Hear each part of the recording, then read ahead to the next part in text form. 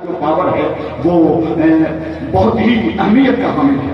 تیسرا نام ہے حضور شیخ طریقت خلیفہ تاج الشریعہ حضرت علامہ الحاج شاہ مفتی غلام حیدر صاحب قبلہ کی علمی فکری روحانی امانتوں کے جانشین، یعنی جمال العلماء حضرت علامہ مولانا مفتی جمال اشرف قادری مصباحی، سبحان اللہ، جو ترجمان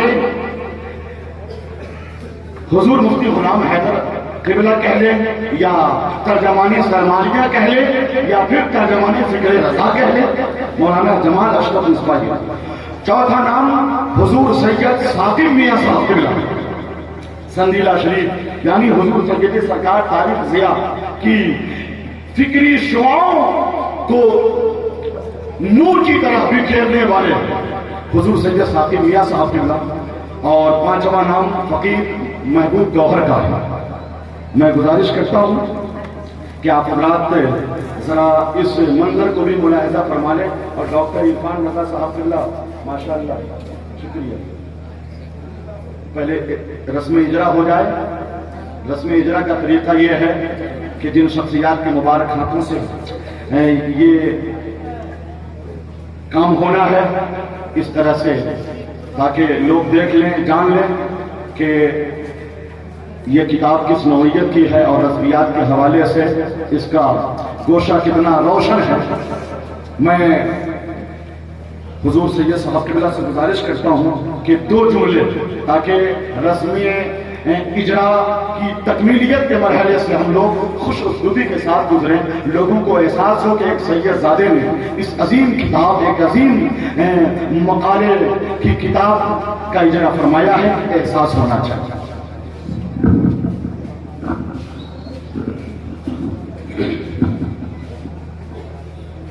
الحمدللہ، کام وہ لے لیجئے تم کو جو راضی کرے، ٹھیک ہو نام رضا تم پہ کروں تو۔ حضرات محترم، اپنے ماتھے کی نگاہوں سے ہم اور آپ یہ منظر بھی دیکھ رہے ہیں اور ہم سب اس نورانی منظر کے گواہ بھی بن رہے ہیں۔ زیادہ کچھ نہ کہہ کر میں بالخصوص جناب ڈاکٹر عرفان رضا صاحب کے لیے دعا گو ہوں۔ مولا کریم اپنے حبیب محترم کے صدقے تو خیر سے ان کی اس کاوش کو اپنی بارگاہ میں قبول فرمائے اور ان کے قدم میں مزید برکتیں عطا فرمائے اور اس محفل کو اور سب کی حاضری کو قبول فرمائے۔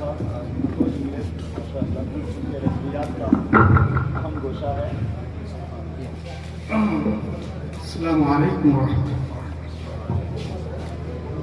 ماشاءاللہ، ڈاکٹر عرفان رضا صاحب کی کتاب بھی میرے ہاتھوں میں ہے، دیکھ کر طبیعت خوش ہوئی۔ مزید ان کے لیے دعا کرتا ہوں۔ اور اعلیٰ حضرت کی اردو نعتیہ قصیدہ کی نگاری ہے، ماشاءاللہ اعلیٰ حضرت کی ذات و ذات ہے۔ اب ان کی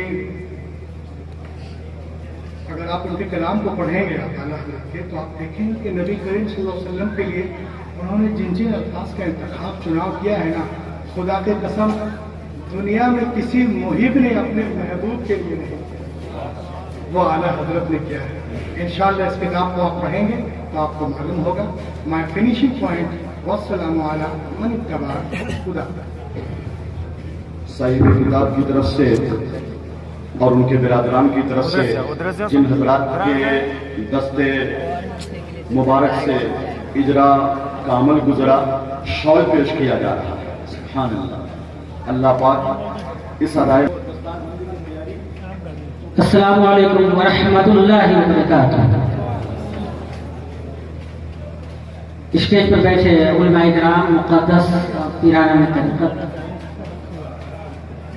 بلا تمہید یہ جو کچھ آپ نے منظر دیکھا، یہ انہی کے گھر کی چیز میں انہی کو دے رہا ہوں۔ یہ اعلیٰ حضرت کا بھی ایک جملہ ہے کہ میرے پاس کچھ بھی نہیں ہے، جو کچھ ہے انہی کا ہے اور انہی کو واپس ہم لوٹا رہے ہیں۔ یہ کرم ہے، فیض ہے بزرگان دین کا، اور خصوصاً اس ادارے کے بانی پیر طریقت جناب مفتی غلام حیدر صاحب قبلہ نقشبندی ازہری، اللہ انہیں جلد سے جلد صحت عاجلہ کاملہ عطا فرمائے، اور ان مقدس ہستیوں کے سامنے کھڑا ہونا بھی بڑا دشوار ہوتا ہے۔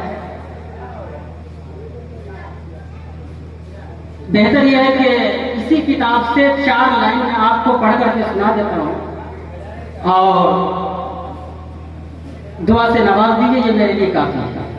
حضرت کے ہاتھوں اس کا اجرا ہوا، چاہتا تو یہ کسی وشودیالیہ میں، کسی یونیورسٹی میں، جامعہ ملیہ کے آڈیٹوریم میں کرواتا، لیکن یہ میری خواہش تھی کہ یہ کسی ایک ایسے عالم کے ہاتھوں اس کا اجرا ہو کہ میرا دین بھی اور دنیا بھی سب سمجھ جائے۔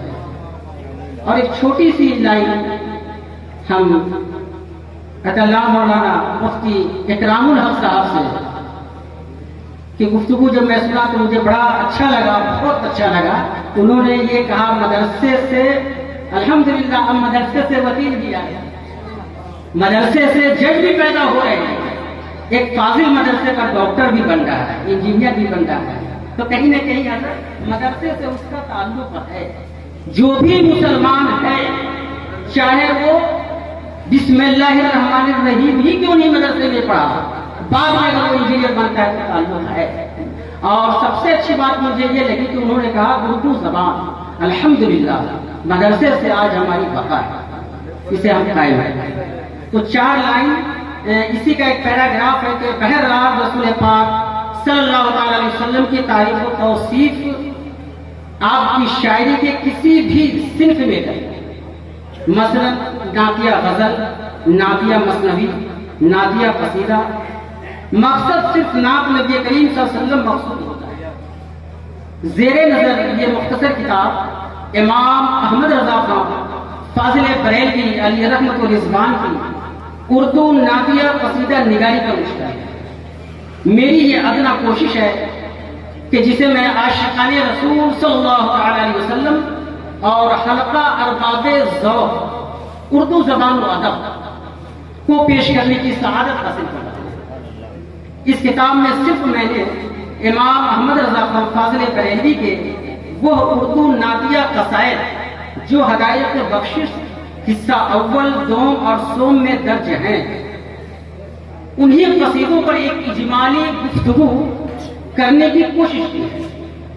تمہید کے بعد امام رضا بریلوی علیہ رحمہ کا اجمالی سوانحی خاکہ، قصیدہ کے نشیب و فراز، تعریف و ادبی موضوعی حیثیت وغیرہ وغیرہ۔ اس کے بعد اصل موضوع قصیدہ معراجیہ، قصیدہ نوریہ، قصیدہ سلامیہ وغیرہ تقریباً 13 قصائد پر ایک اجمالاً تجزیاتی مطالعہ پیش کیا ہے، اور اخیر میں خاتمۃ الکتاب اور حوالہ جات بھی شامل ہے۔ اسی حضرت کی دعاؤں کے ساتھ میں رخصت ہو رہا ہوں، اور آپ سبھی حضرات بھی اس ناچیز کے لیے دعا کریں کہ اللہ تبارک و تعالیٰ اور بھی دین کا کام اور خصوصاً رضویات کے حوالے سے اللہ تبارک و تعالیٰ ہم سے لے لیں۔ آمین ثم آمین۔